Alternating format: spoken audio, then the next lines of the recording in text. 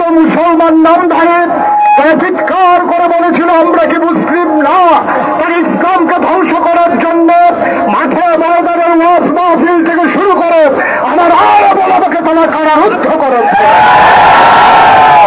এই বাংলাদেশে যিনি ইসলামের পথিকৃৎ, এই বাংলাদেশে যিনি এই তাফসীর মাহফিলের পথিকৃৎ, তারাও আল্লামা সাঈদী সাহেবের যে জানাজা পর্যন্ত রাজধানীতে পড়তে দেয় নাই, নির্বিঘ্নে চূড়ার মতো পলায়ন করে বাংলাদেশ থেকে বিদায় হবে।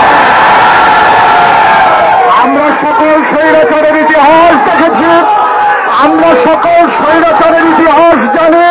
সেই ফেরাউন নমরুদ থেকে শুরু করে ইসলাম বিদ্বেষী শক্তি যেমন করে অপমানিত হয়ে অপদস্থ হয়ে এই পৃথিবী থেকে বিদায় নিয়েছে, আমরা আজকে বাংলাদেশে দেখলাম জীবিত থেকেও যিনি মৃত্যুর স্বাদ গ্রহণ করেছে এই হচ্ছে স্বৈরাচারী শেখ হাসিনা।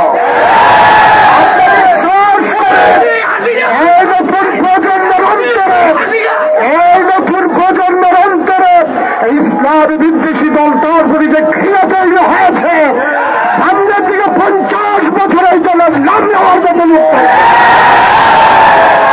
আমরা বলে দিতে চাই আলেমেরা যারা জেল খেটেছেন, যারা রক্ত দিয়েছেন রাজপথে, যারা প্রাণ খুলে কথা বলতে পারেন নাই মাহফিলের মঞ্চে, আজকে সুযোগ এসেছে আমাদেরকে ধৈর্য ধরে সবর এখতিয়ার করে প্রমাণ করে দিতে হবে যে আমরা শান্তিপ্রিয় মুসলমান।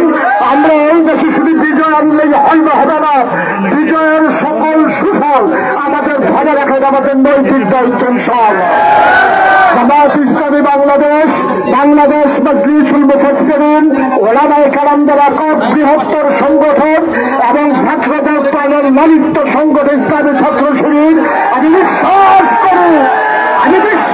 করি এই বাংলাদেশকে কাগজে পত্র নয়, প্রকৃত অর্থেই ইসলামের সোনার বাংলা রূপান্তর করার জন্য আমার এই বীর জনতা ভূমিকা রাখবে। ইনশাআল্লাহ বাংলাদেশকে বিজয়ের সাক্ষীতে আবার বক্তব্য রাখবেন স্বৈরাচার বিরোধী আন্দোলনের অন্যতম নেতা জনাব মাহবুবুর রহমান, বাংলাদেশ ইসলামিক ছাত্র শিবিরের সাবেক সহসভাপতি জনাব মাহবুবুর রহমান।